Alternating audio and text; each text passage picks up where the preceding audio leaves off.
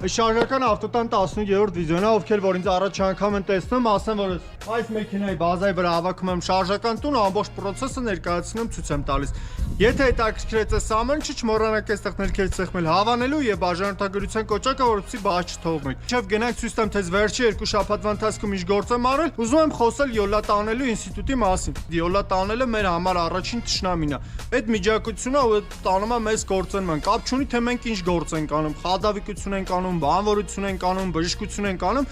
ու որպես սոցիում էլ դա մեր պետության մեջ շատ լավ սնստած է։ Մեր պետությունն էլ ամեն ինչում փորձում է այնքանավոր յոլա տանի։ Մարդիկ մի sense բանի գործի ձևը բռնել են, դրանից ավել ոչ փորձում են զարգանալ, ոչ առաջ գնա։ Այդ շատ վատ է, եթե դու ինչ-որ գործ ես անում ու չես փորձում այդտեղ լինես լավագույնը, զարգանաս, իմանաս շուկայի նորությունները ու այդ առաջարկես, դու հետ ես մնալու, դուրս ես մղվելու ու քո տեղը գալու է այն մեկը, որ այդ ամեն ինչը անում է։ Ում եմ որպես սիմվոլիկա յոլա գնալու ինստիտուտը մեր միջից այս ապակու պես կոտրել։ Ու իր տեղ ինտեգրենք սխալվելու ինստիտուտը, որովհետև դա շատ ժամանակ մարդիկ վախենում են սխալվելուց ու դրա համար գործը ուղղակի յոլա են տանում ու չեն փորձում ինչ-որ նոր բան անեն, նոր բան փորձեն, սխալվելը այդ վատ բան չի, ժողովուրդ ջան։ Չգիտեմ, այս ամեն ինչը հետ համաձայն եք կոմենտներում կարող եք գրել, իսկ հիմա գնանք տեսնենք այս 2 շաբաթվա ընթացքում ինչ գործ եմ արել, ես որտեղ եմ սխալվել հեչ գնացին։ Նախորդ անգամ քանի որ քշեցի, թեստավորեցի, հասկացա, որ ամեն բան նորմալ է, պլանավորվածով գնում է առաջ փուչիկներով արդեն դրական փոփոխություններ կա, բնակելի հատված այդքան շատ չի ճոճում, որոշեցի արդեն ասեմ ֆարշբորդի դռների սարքելուն, որովհետև էլ արցական պահ չէր մնում, պետք էր այդ ամեն ինչը անել, որից հետո արդեն կարողանայի հատակի թիթեղապատումը անել։ Այստեղ խնդիրն է, որ ունես պետք է անեմ անձրևաջուրը առանց ռեզինել չլսվի ներս, դրա համար պետք է ունես մտածել, որ փոքր բորտիկներ լիներ, որ ջրերը ներս չթա, այստեղ փակելու եմ, այս հատվածը էլի դարակ եմ սարքելու, այստեղ էլի կտեսնենք ոնց ենք այդ ամեն ինչը կազմակերպելու։ Հիմա այս մի հատը սարքեմ ստանամ, ոնց որ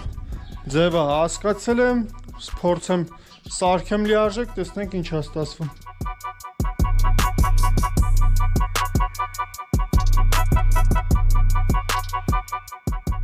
Ուրեմն դուրը այն կողմի հիմար էի սարքում, բայց շփոթեցի, դեռ այս մյուս կողմից կպցրեցի։ Այնց որ այդ դուրը դարավ այս կողմի հիմար, բախտես բերելա, որ չափերը լրիվ համարյա սիմետրիկ նույնն է, այն դուրը ստեղին էլի նույնությամբ գնաց, հիմա այս սարքեն որ հետո կանցնեմ նորից ենք։ Ասեմ նաև որ այս թեք դռների սարքելը բավականին դժվար է ստացված, քանի որ առասարակ դուրը առաջին անգամ է սարքում, ու մնաց մի հատ էլ մի անգամից թեք դուր սարքել իր դժվարություններ ուներ, քանի որ անկյունային մասը թեքեր բացվելու ընթացքում ինքը պետլյանները ուրիշ ձևեր դուրս գալի է բռնող մասեր ուներ։ Դրա համար մի 1000 անգամ հանել, դրել, թեստավորել եմ, հասկանամ որտեղ է բռնում, ոնց ձևափոխեմ, ինչ անեմ։ Իսկ արդյունքը դուք տեսնում եք, կոմենտներում կարող եք գրել, արդյոք սիրուն է ստացվում թե ոչ։ Այն որ գործիքները այս մյուս կողմի վրա էր, որոշում եմ բաց հատվածներն էլ փակեմ, իսկ այդտեղ փակելու դժվարությունը կայանում է նրան նախ առաջին էկալորեր այդ հատվածը, երկրորդ պետք է իրան այնպես անել, որ վերևի թեղի հետ համապատասխանաբար մեկ արդյունության վրա լիներ ու կտրելուց հետո եզրերը պետք էր անկյունային հավասար ճիշտ ստանալ, որպեսզի սիրուն նայվեր։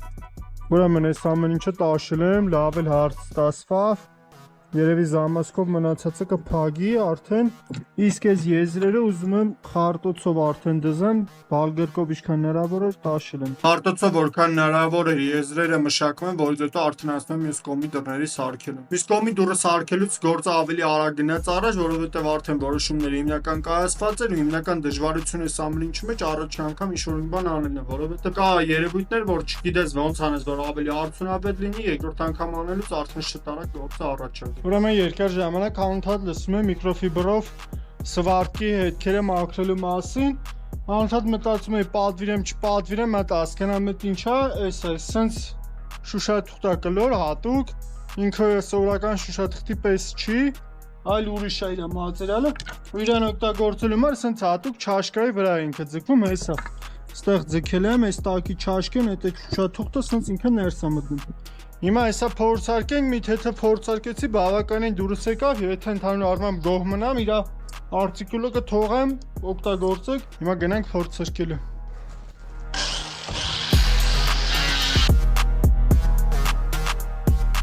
Ուրեմն համեմատած սենց տաշող դիսկի, սրանով աշխատելը շատ ավելի համեմատ հեշտ է, ճիշտ է, գնային ավելի բարձր է, քան այս, 3 հատին 2500 դրամ փող եմ տվել, սենց քարը 500-600 դրամ է, բայց չգիտեմ, այս ինչքան ժամանակ կաշխատի, այս ինչքան ժամանակ աշխատում ու մոտավոր գիտեմ։ Օրինակ սրանով գործանելուց դա ծերերը փշրվում բանանում։ Հիմա հասկանանք լեսի ինչքան կաշխատել է, որ սրանք արեցի ավելի հեշտ է ստացվում, ավելի գոհ եմ։ Միկրոֆիբրը թեստավորելուց հետո արդեն անցնում եմ նախամուտքի հարթակի սարքելուն, որի բարդությունը կարող է նրան, որ պետք է այդ ամեն ինչ այնպես անել, որ ինքը մտնի բնակելի հատվածի տակից, հետո քաշես դուրս գա, դրա վրա բարձրանաս իջնես։ Ստաղի դրան շեմի ոնց որ դուրս գալացող մասը սարքեցի ստացա, բայց դե լրիվ չեմ արել։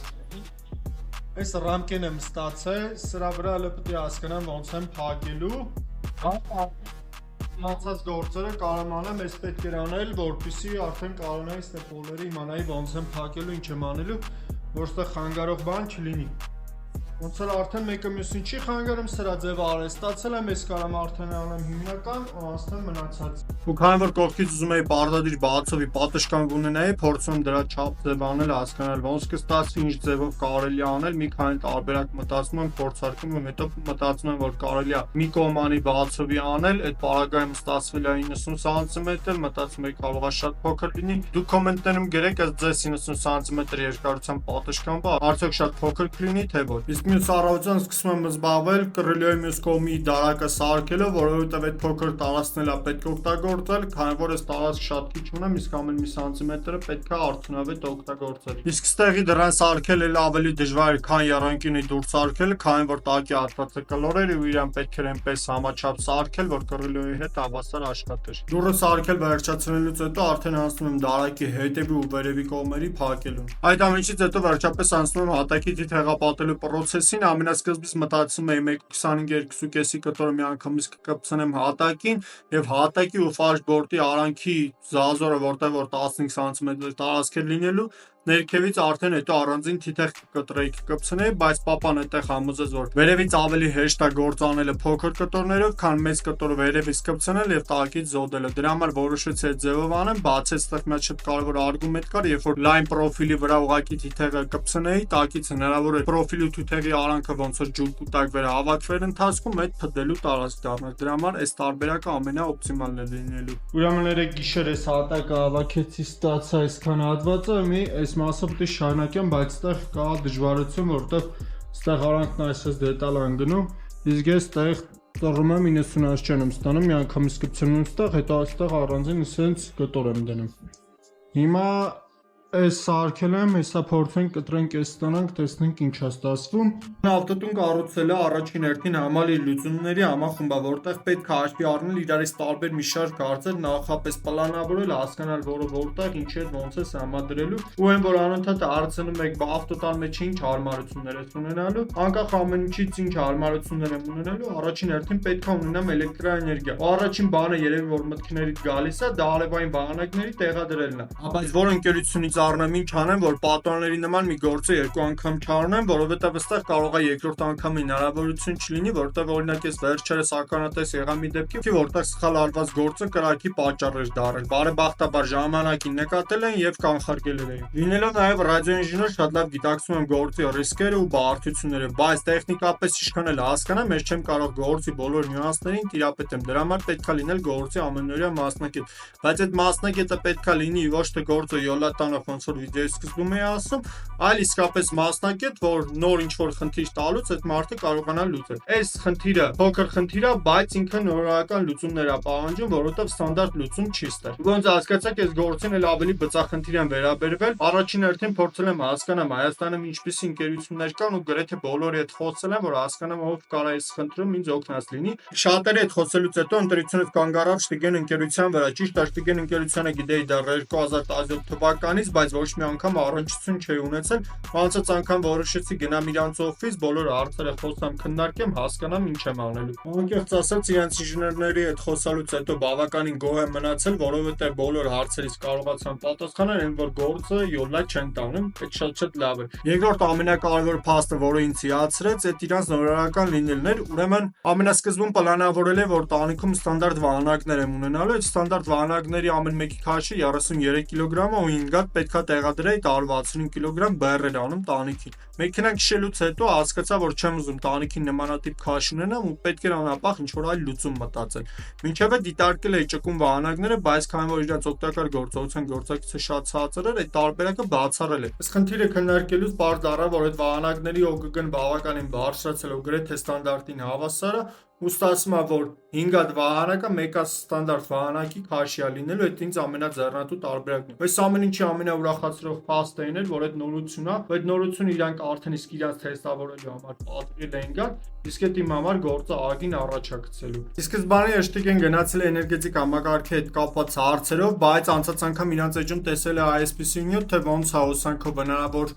ջուրը տաքացնել 3.5 անգամ ավելի արդյունավետ, ու այդ ամեն ինչը ինձ շատ հետաքրքրեց, քանի որ ես չէի ուզում գազ տեղադրեի, ու ինձ համար շատ կարևոր էր էներգիան հնարավորինս քիչ ծախսեմ։ Կարծում եմ ձեզ էլ այս ամեն ինչը կհետաքրքրի, եթե հետաքրքրում է կոմենտներում գրեք, մյուս անգամ դրա աշխատանքին էլ կանրադառնամ, թե որտեղից է 2.5 անգամ ավելի արդյունավետ լինում, քան սովորական տենով տաքացնելը։ Իսկ հիմա գնանք գործանելը, որտեղ այս ամեն ինչի մասին լիքը պատմելու բաներ կա, այդ կմնա արդեն հաջորդ վիդեոներում։ Քննարկումը ավարտելուց հետո, քանի որ արդեն հասել է Երևան, մտնում եմ Alter Group-ից պատուհաններս եմ վերցնում ու հետ եմ գալի Քյավառ։ Հետ վերադառնալուց հետո անցնում եմ հատակի մնացած աշխատանքների իրականացմանը։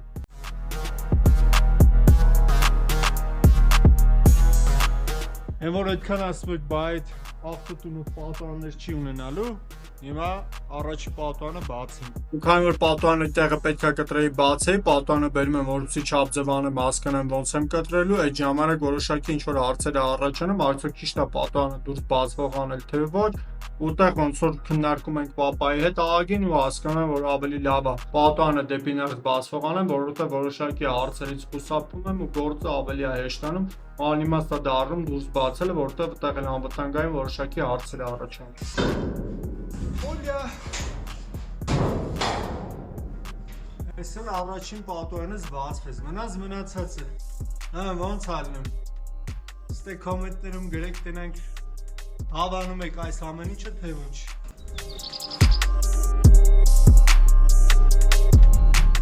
Իրականում այս ամեն ինչը պետք է դուրս բացվող լիներ, բայց ոնց որ պապան փոշմանցրեց, ես էլ փոշմանեցի, որոշեցի ներս բացվող անեմ, այստեղ բաներ կա, որ պիտի ձևափոխեմ նորից, բայց դե դա ինչ արած, էդ էլ ոնց որ անում ես գործը, բայց այդ ընթացքում հասկանում ես, որ ուրիշ ձև անես, էլ ավելի լավ կլինի, կամ ինչ-որ մի բան մեկ այլ բանի խանգարում է, կամ ինչ-որ մի բան հաշվի չէր առել ընդհանրապես, որ լրիվ է թեման փոխում։ Հիմա սենց փորձենք էլ հասկանանք, սենց ոնց է ստացվում։ Հաստատեցի, որ մստեմ գործան, այս սենց ես բարձրության վրա է մոտավորապես ստացվելու,